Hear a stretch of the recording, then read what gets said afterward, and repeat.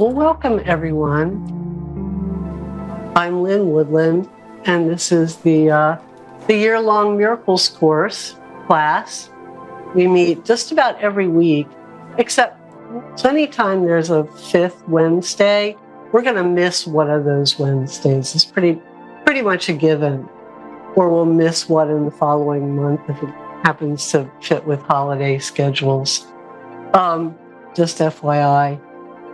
So for anyone who has not met me before, I'm the author of a couple of books about miracles. The first one is called Holding a Butterfly, and it actually is a miracle experiment. So that, the minute you open the book and start reading, it draws you into a happening in the moment experiment where you actually join minds and energy with all other readers across space and time. Any of you who are in the spring equinox event I did last night, that's what we did. We just had a little bending of time with all the science of that. And it's not about making miracles. It's about, in the moment, seeing how many miracles we can create. The second book is called The Breakthrough Point, and that really picks up where the first one left off. And they're both about miracles. They're about, how to, the second one in particular is about how to live in tumultuous times, like the crazy times we're in these days, and not be pummeled by them, to really use all the energy of our times to take you further rather than to knock you down. So that's a little bit about me.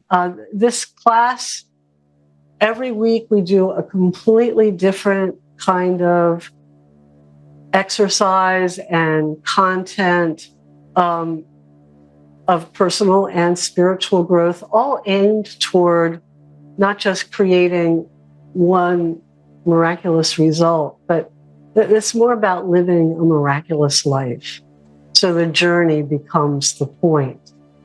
And the content of the class is set within the context of the 4 seasons. We use the seasons as a template for the whole of a human growth experience, because it really works very neatly that way.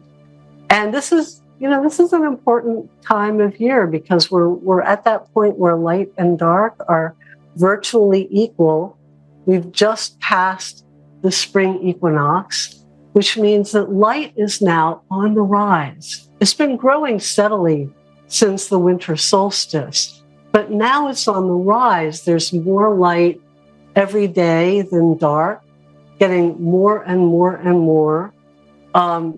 It's where light has its greatest power. And there's a feeling of energy building in this season and of rapid change.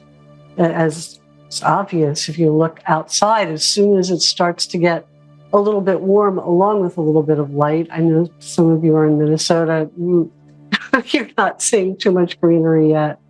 But it's starting. The snow is starting to melt. And when it happens, it'll just happen so fast. And our work over the next couple of months is going to emphasize developing the tools of consciousness that facilitate quantum growth in our personal growth and well-being, and in the manifestation of our personal objectives and goals and dreams and heart's desires, bringing all of that internal vision down to earth. And while there's other times of year that invite surrender and letting go and turning within, or opening to receive, which is a lot more what we do in the summer months, this is the time for taking action and really taking up our power in the highest way, in the biggest way.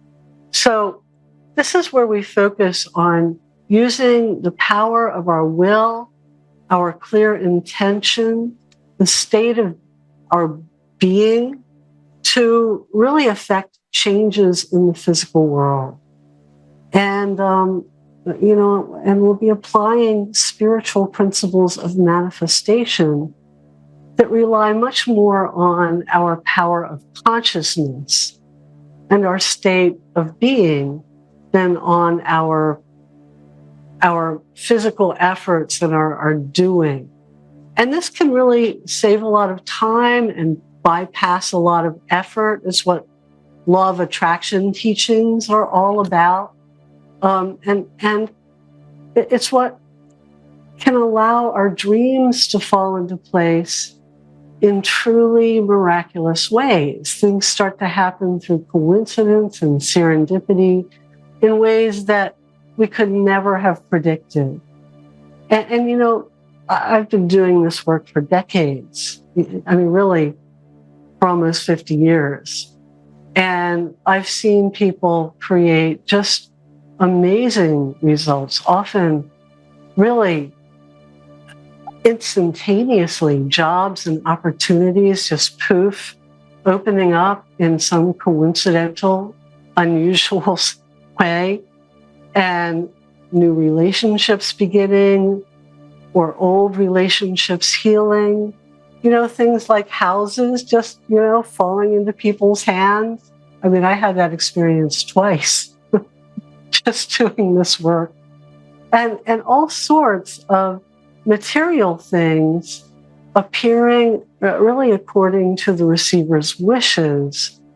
Sometimes, big old lump sums of money just showing up unexpectedly, or incomes increasing, or symptoms of illness disappearing.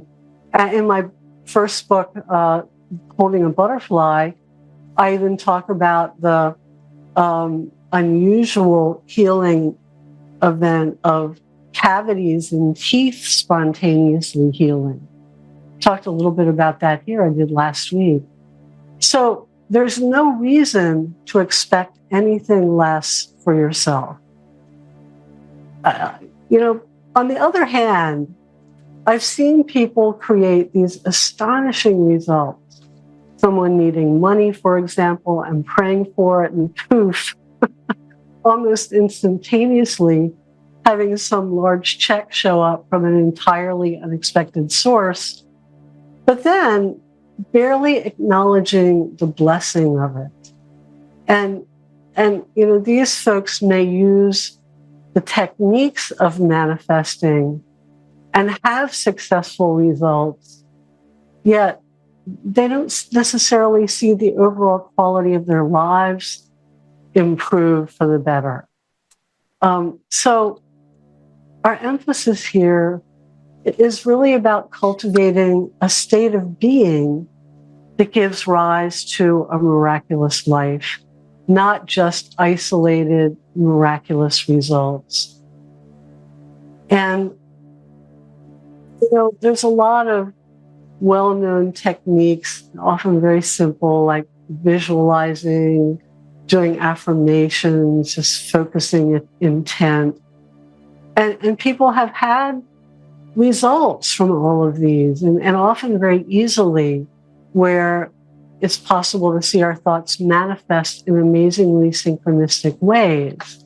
But this doesn't ensure that we're going to find happiness from those results, or peace of mind, or that we're going to be able to produce similar results in every area of life, especially those areas that just seem to, remain painfully stuck no matter what we do. In fact, I once had a woman say to me, I made my vision board, and I've had all the little stuff manifest. How do I get the big stuff to manifest? Well, that's what a lot of our work in the spring quarter is about. It's hard work in a lot of ways. It's doing some of the heavy lifting. It's like what I think about is doing that first bit of starting a garden, where first you just have to plow up the ground and cultivate it, and maybe throwing seeds in, is the easy part compared to like actually digging up the soil and making sure it's got fertilizer and all that.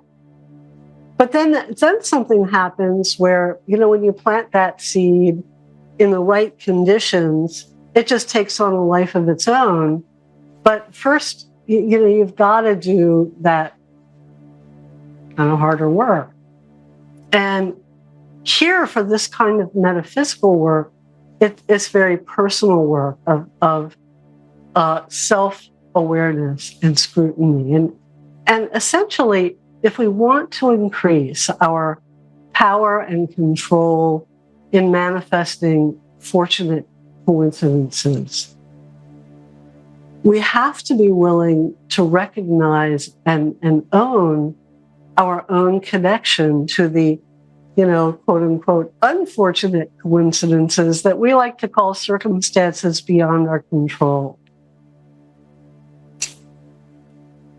Our power to affect the world around us through our being and our conscious intent really does expand in direct correlation with our willingness to recognize the connection between our inner state and our outer reality. In other words, what shows up in our life, barring nothing, the pleasant as well as the unpleasant.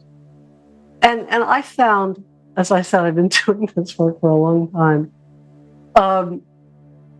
that while a lot of people will accept this idea to a point, the notion of working with it in an absolute way, as, say, a spiritual law kind of way, tends to be really unpopular.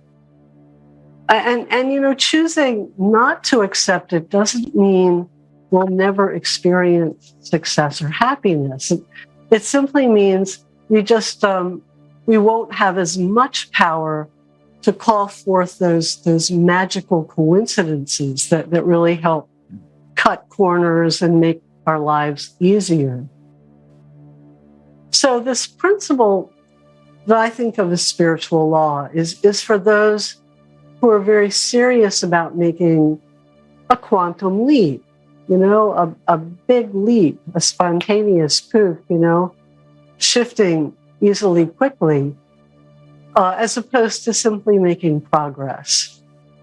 And there is no right or wrong choice around this. We all have a pace and a path that's right for us.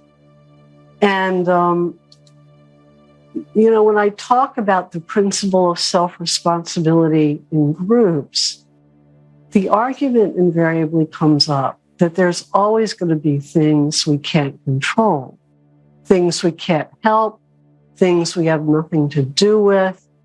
And frequently people will offer all kinds of examples of things that, from that whole Newtonian paradigm of separateness and randomness, the Newtonian paradigm of matter and of the universe preceded the quantum model. We've talked about that some here at different points.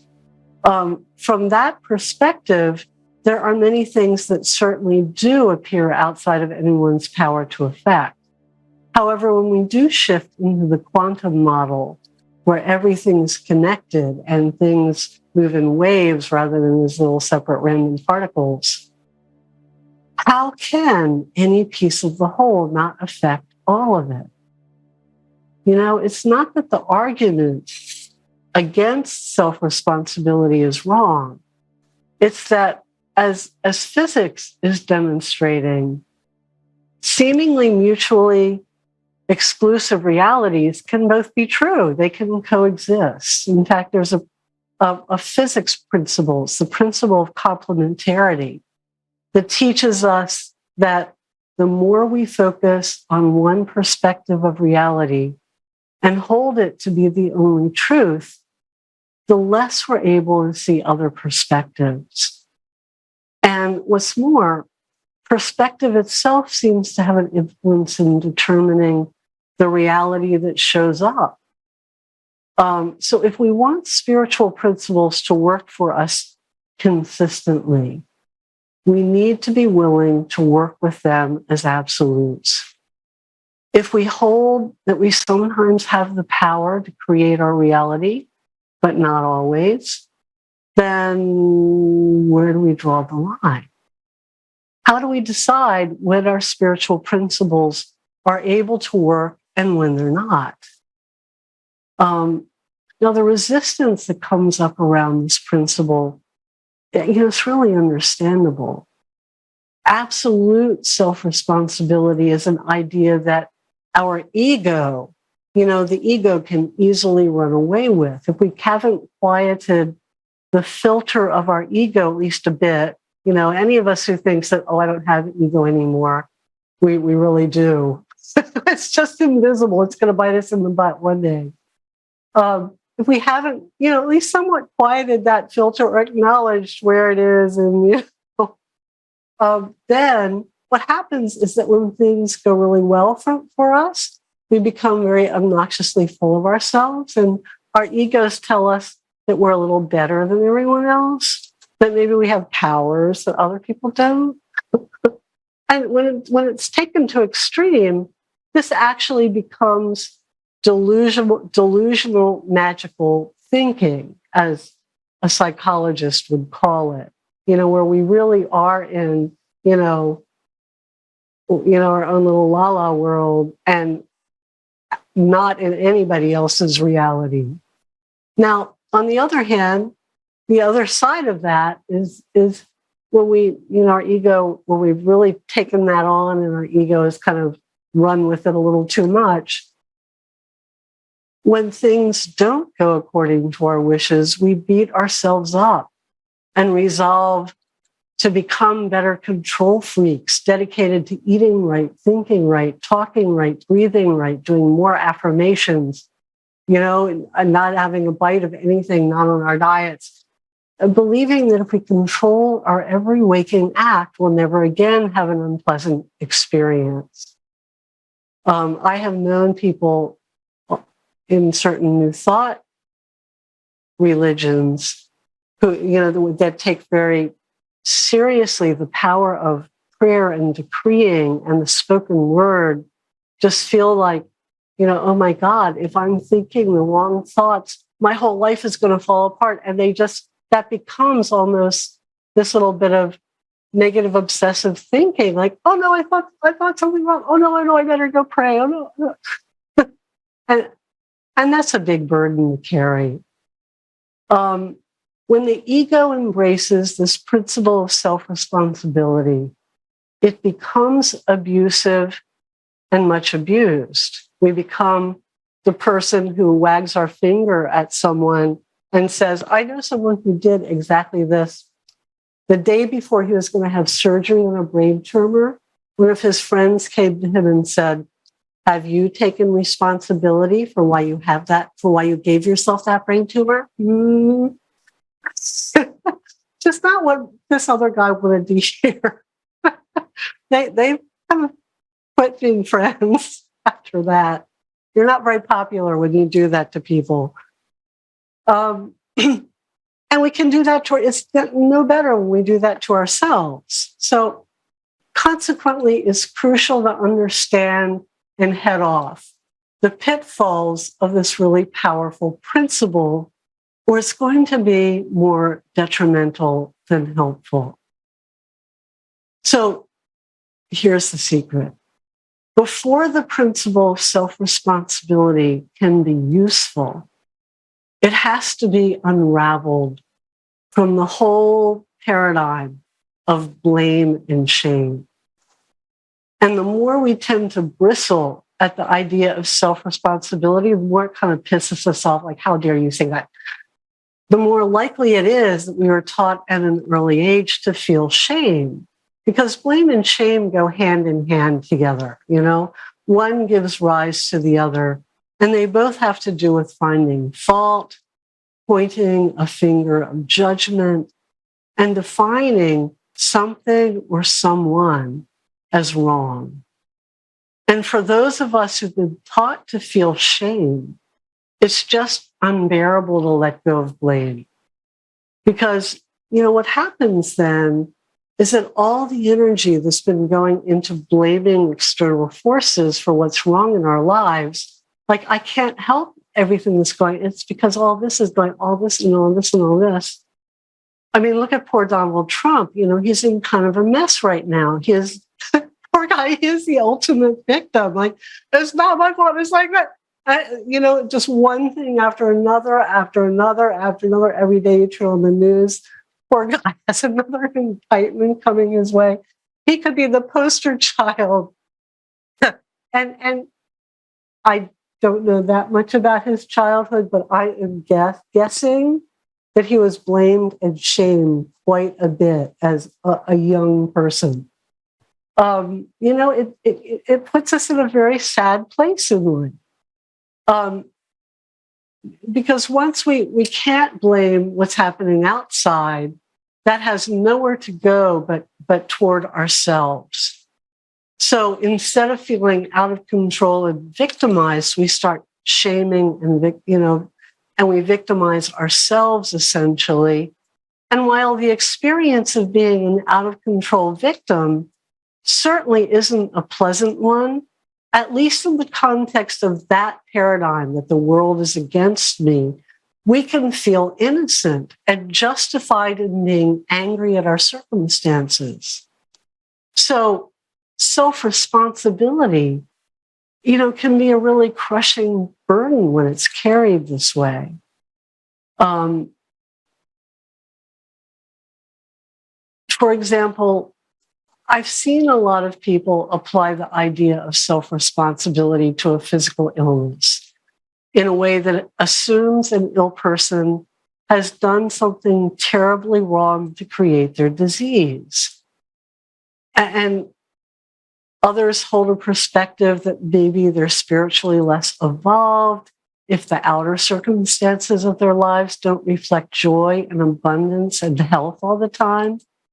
Some become overly zealous with the idea of responsibility and equate it with personal control, thinking that if they do control every single action and habit and thought, then their lives should go just as they plan.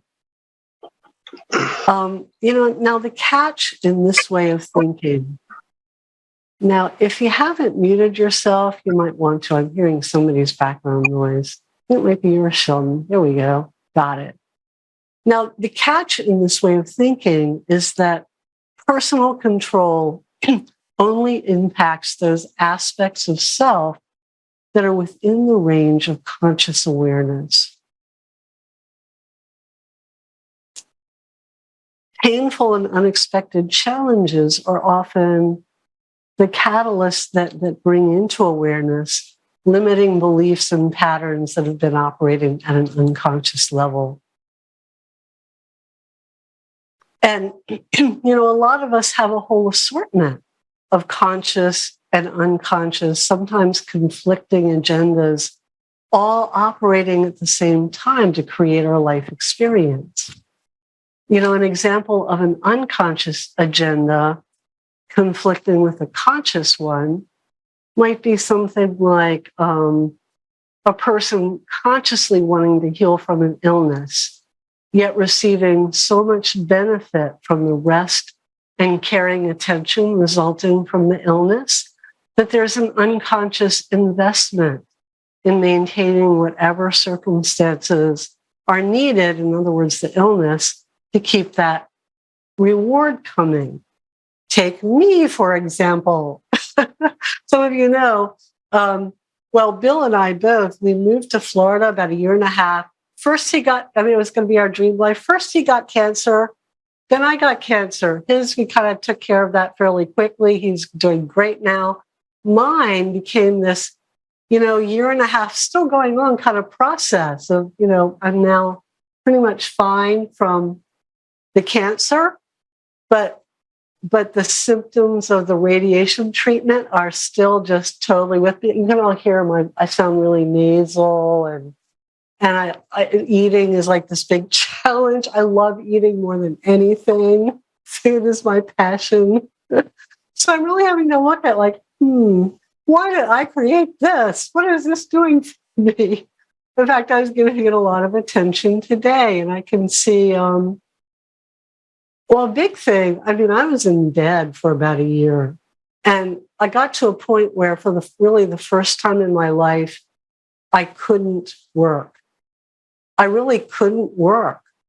I didn't even open my emails for months. And, I mean, I always thought that the world would come crashing down if I didn't at least look at my emails. And I had to really let go, let myself be taken care of, which I was in so many ways. I had to realize that the world does not depend on me looking at my emails every day, that the world can go on quite nicely without that. That I could even let go of a lot of, my classes, the thing, I could just let go of a lot and things could be okay. And it's still forcing me to take things slowly, to get really clear about what I want to do next and what's really right for me to do next. Where does my creativity want to go? What would give me joy rather than this is just what I got to do because it's what I've been doing. So I'm really working with, this is what I'm still learning, and I'm not a patient person. So I really get the whole trust in the flow of life to take care of you. Everything's going to be fine. Just trust it all, that it's all, don't know what's going to happen, but it's going to be great. And pretty much everything has been going that way. It's teaching me to let go of worrying. I mean, I was really worried right before I got my first set of scans, like, oh my God, I'm going to die. They were fine. I'm hardly feeling worried at all about this next set of scans coming up. My guides are telling me it's going to be okay. And, my inner guidance is saying, Lynn, this is about you learning to just take it slow, take it easy, trust in the process of life, enjoy each little bit of the And so little by little, my conscious agenda is I want to feel fine right now, God damn it. I want to feel better right this.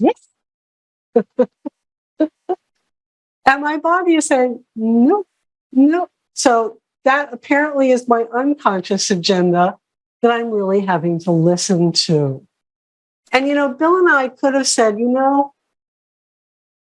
this is how life is. Shit happens, then you die. We did everything to get to our dream life, and then we get cancer. See what happens to us. Life sucks and then you die, right? That's just how it is. Instead I don't know, we both, I think, intuitively felt like there's something about this that's an upgrade. That's about healing stuff from our childhood. And I'll tell you, I've made all kinds of connections about why my nose. I've never had anything physically really wrong with me before. Why my nose? Why is my ear so plugged up? What's that all about? I mean, it's so connected to my family of origin, little kid stuff. And Bill could relate some of that to his cancer too. We've really been looking at, okay, this is about clearing the slates so that we are good to go for the, however many years we have left in this life to live the dream and really be happy. In fact, Bill, he's passionate about music. He has another day job that he's really good at. And he's also a great techie who's in the other room, managing the technical part of this class. But he's passionate about his music. And he actually developed a better life after having a tumor taken out of his throat, out of the back of his tongue. He can hit high notes he couldn't hit before. He's just got this whole new voice. It's like upgrade, literally. Okay, we're there. So, I could go on and on just with my own story of all the gifts that have come out of this experience. In spite of my impatience, like, wow, I don't want this. My little inner kid saying, I'm tired of it. So many gifts have come out of it. And that's what I mean by we have a choice,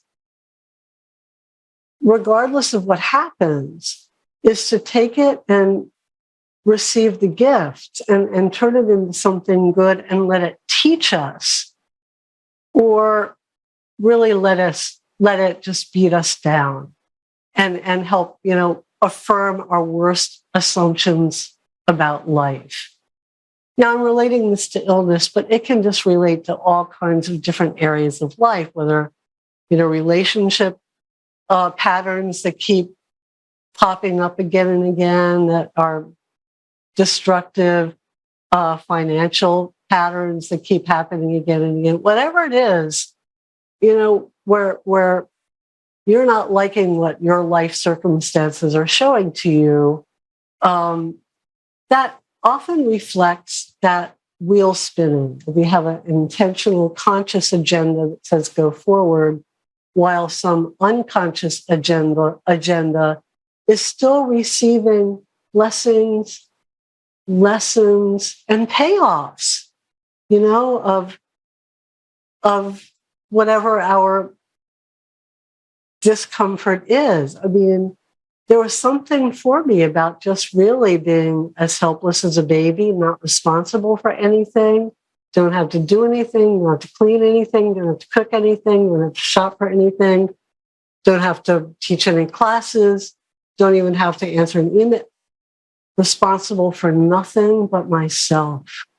I'm not sure I've ever had that experience, since I think I popped out of the womb feeling a bit of responsibility for my parents. Don't think I've ever had that experience. And I think that was a corrective experience for me.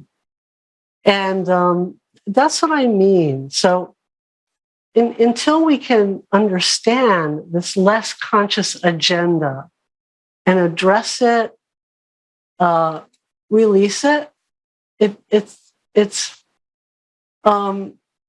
the stuck experience isn't going to go away. And it's often through these challenging experiences in life that we have an opportunity to recognize and change these hidden agendas so that we can stop being at cross purposes with ourselves. Now, blame and shame, let me talk a little bit more about that. They are truly disempowering, often immobilizing emotions that keep us unconscious, and they don't motivate us to be better people. We don't need blame or shame to help us be a better person. And shifting from blame and shame to self-responsibility means looking at what you don't like about your life, not as something you did wrong, which is shame, or as something done to you by circumstances beyond your control, which is blame. But with the question, how does this situation show what I've learned to expect from life? How is it teaching me or serving me in some way? Take, for example, the experience of being a victim of violent crime or abuse of any sort. The distortion of self-responsibility would be to assume I must have done something to deserve or ask for it. It's somehow my fault. Now, the more empowered application is to examine how you've been trained to expect danger or abuse as part of life. How have your previous life experiences taught you that you're just not safe? If you had an abusive parent or early traumatic experiences, you would have learned that. Now, the opportunity here is to learn compassion for yourself, forgiveness for another, and to begin to understand a deeper understanding of your own safety that's ultimately going to keep you safer physically. As mental health counselor many years ago, I noticed that my women clients who had been raped had almost all been subjected to sexual or physical abuse as children. And clearly, they learned early in life to expect to be harmed. No one had ever taught them they had a right to be safe. You know, when we have that inner mindset and belief in just body memory that we are not safe in the world, it translates into how we hold ourselves. It translates into really the vibrational energy we put out into the world that other people can read. Now, these painful beliefs about life, they can even be evolved in very productive ways without necessarily letting them go or changing them. We can really learn how to protect ourselves, you know, how to stand our ground, to be warriors on behalf of ourselves. We can become advocates for victims, you know, become a warrior not just for ourselves, but on behalf of others. We can fight those who victimize others, and we can really develop a lot of our own strengths. And these are useful and helpful things. There's nothing wrong with taking that path. They simply aren't the same as learning how to be safe, not to create enough defense and, you know, warrior skills to keep ourselves from, you know, to protect ourselves from harm.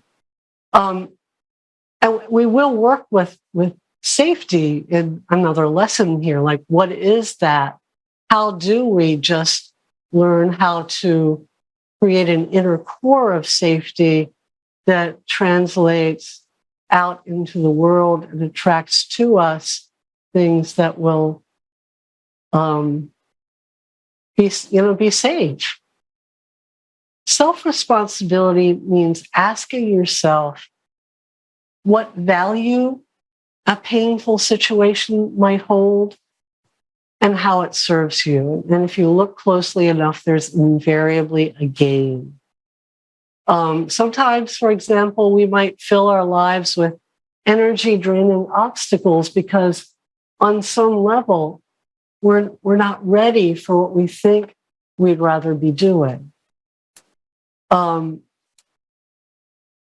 And if we never have the time or the opportunity to pursue our dreams, we'll never have the opportunity to fail. You know, we won't have to check it out and challenge ourselves that way. Maybe set ourselves up for a painful fall if we fail. Or if we're constantly a victim of circumstances being under control. We have an easy way to ask for people to support us and to draw empathy from other people. And we may have less expected of us than if we've not fallen upon that hard luck.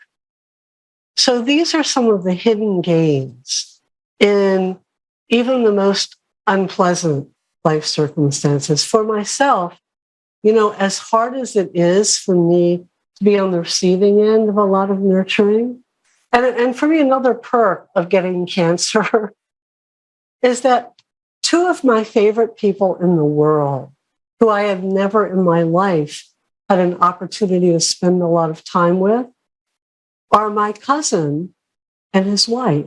My cousin, who feels like not just a close friend, but like my real brother, like a soul brother. I feel such a deep connection to him.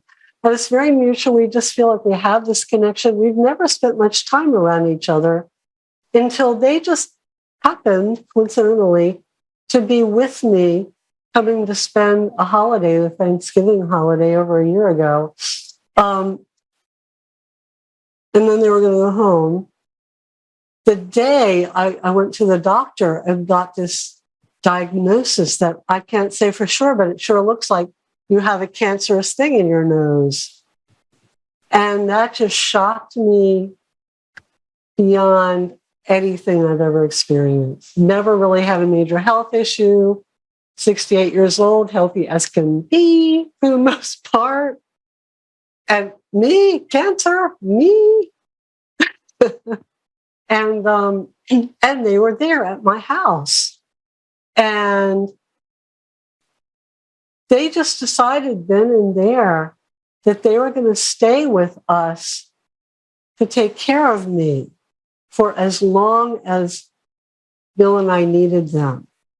And now they've kind of worked well for them anyway, because they needed to get off their boat to do some improvements so that they could sell it. It kind of worked. It was very win-win. But they wound up living with us for a whole year. And I developed that kind of relationship with, my brother, my real brother, my spirit brother, that you don't get unless you really do share a household with someone for a long time. I know what he likes to eat. I know what his annoying habits are. I know, we just, we've seen each other early in the morning when we're like, blah, blah, blah, just that whole thing that you have with those who are the close and intimates in your life. I would have never had that experience if I hadn't gotten cancer. Because they're like me. They take care of other people. They don't let other people take care of them. I've been telling them forever, if you need a place to stay while you're working on the boat, come stay with us. No. Oh, no. It wasn't until they saw that we needed them that they said, we're not leaving.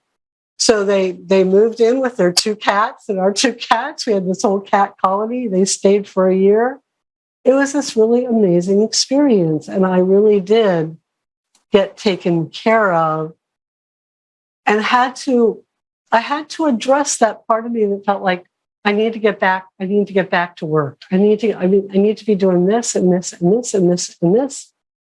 And just said to myself, Lynn, this is happening so that you can completely let everything go. And I just did that. I spent days on end like a vegetable, just in bed, just binge watching HBO series. It was very healing. I mean, that was very healing. So there are hidden gains in even the most unpleasant life experiences. And that's what we're all about tonight. The power here is that once we start seeing our own contributions to our circumstances, what we're gaining, what we're learning, we can start to change them. So if the world, you feel like the world's treating you kind of badly, look to see how this could be a reflection of maybe how you treat yourself. Are you self-critical? Do you put everyone else's needs before your own? Do you criticize yourself harshly? And when we do that, when we criticize ourselves a lot, usually there's some part of us that blames others and the world around us too, even if that's a little bit less conscious. Do you get so caught up in doing what's expected of you and what you think you should do that you have no time left to explore what you want to do? These are just a few ways we may manifest our lack of self-love and acceptance.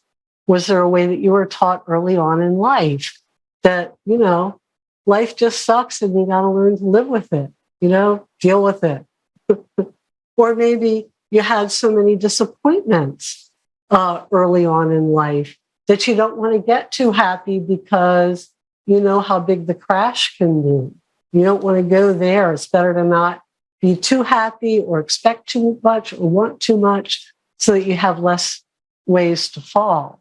These are just some of the weird payoffs that at an unconscious level we may choose. Now, when we do move beyond blame and shame, we're a lot better able to experience challenging life situations from a place of acceptance rather than judgment. And far from being an attitude of weakness, it's through acceptance that we really do unlock surprising powers and resources to transform our situation. In fact, I knew a woman once, I've maybe shared this before with some of you, who lived with melanoma for about 15 years. And it's a really dangerous skin cancer. She had it quite, seriously. And it required her to have little painful surgeries about every 6 weeks to remove precancerous growths. And she just struggled with it. She went through periods of anger, with worry and fear, with depression, that it was sort of a life sentence, all those emotions, and just related to her cancer as an enemy to be combated. And she was reading one of Catherine Ponder's many classic books on spiritual healing. Now, Catherine Ponder wrote a long time ago. She was one of the early Unity Church writers. She was one of the early writers about the power of the mind, the power of positive thinking. And she wrote a lot about affirmations. And she did a lot of books on healing, and she did some on prosperity, very prolific. But anyway, my friend read one of her books. It's a nice thick one on healing. And after that, she just really decided to make friends with her body and her disease. So every day she wrote pages and pages of the affirmation, "Thank you, God, for cancer. Thank you, God, for cancer. Thank you, God, for cancer." And at first, these words just felt really untrue and hard to write, and she just wanted to spit in the face of God for even, directing her to write these affirmations. But she just kept at it. And gradually, she was my housemate at the time. This was like many, many years ago, maybe 35 or more years ago. And I remember her saying gradually she just stopped feeling like a victim of the illness and just started feeling a whole sense of peace around it. And so she kept at it. She kept doing it more and more and more. And after a while, her 6-week checkups were detecting no precancerous tissue.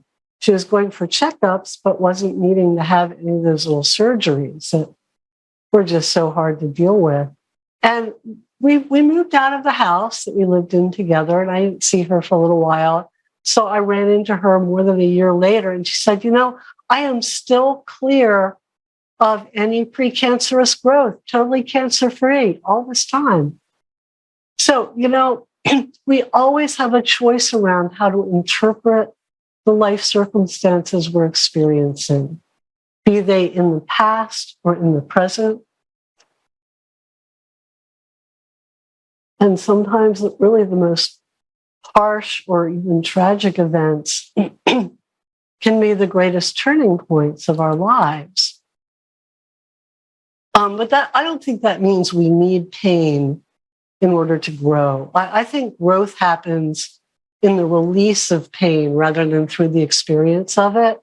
Because as we let go of our perception of ourselves as victims,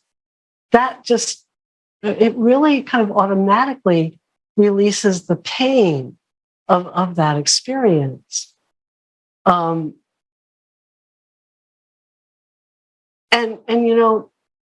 a lot of us, come away from childhood feeling kind of victimized by our past and maybe damaged as a result. But maybe on some level, we called these extreme experiences into our lives to help us tap into our greatness and to transcend the belief in our vulnerability.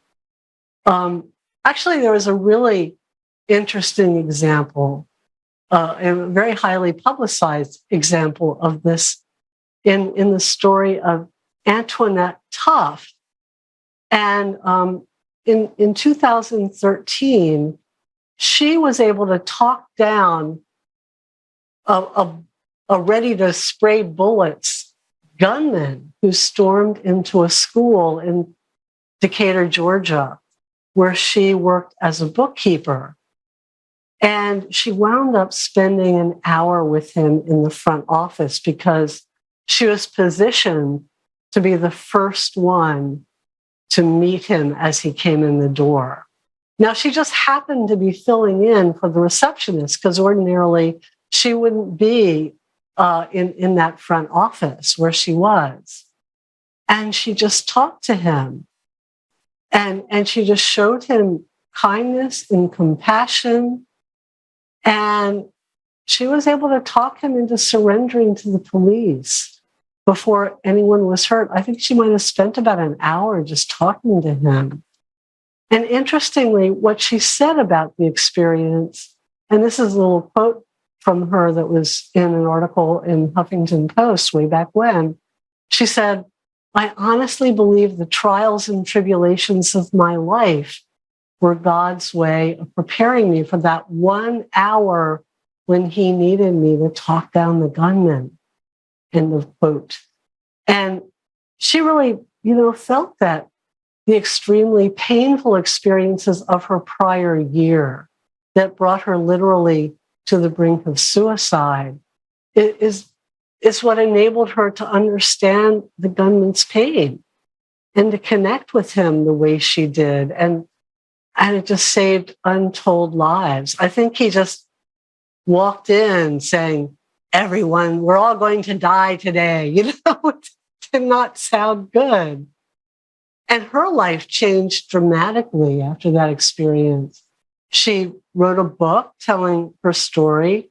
The book is called Prepared for a Purpose, if anyone wants to look it up.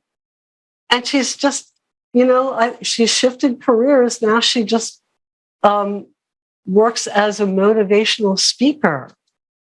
Her name is Antoinette Tuff, Tuff. Look her up. She has a really interesting website.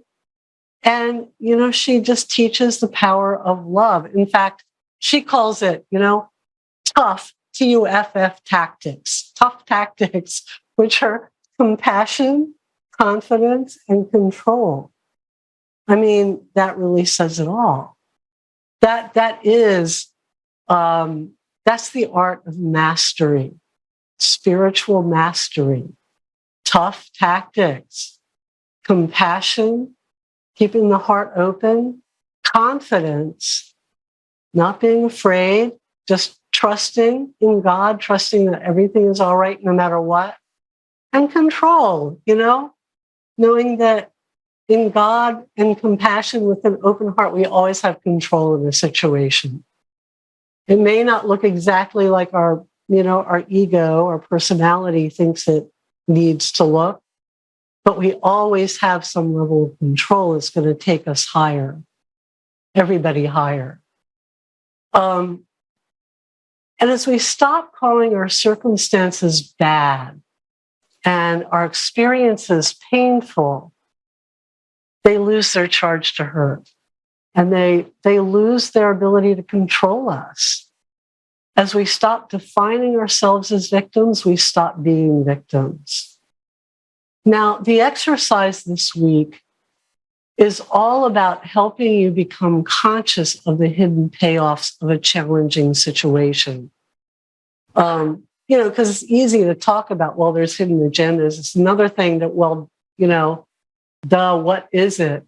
Because sometimes those agendas are a little bit like, a poem, a hand stuck to the end of your face like that. If you all just put your palm like there, everybody viewing this can see that what you've got stuck to your face is a hand. All you see is a great big blob that's really in your way. They can be hard to see. But this exercise will help you identify what it is and also help you figure out, well, what can you do about it? How can you give yourself the payoffs of the illness without needing the pain? For example, I really need to give myself the ability to take life as slowly as I want to even if I feel like I don't absolutely need to because I feel so sick.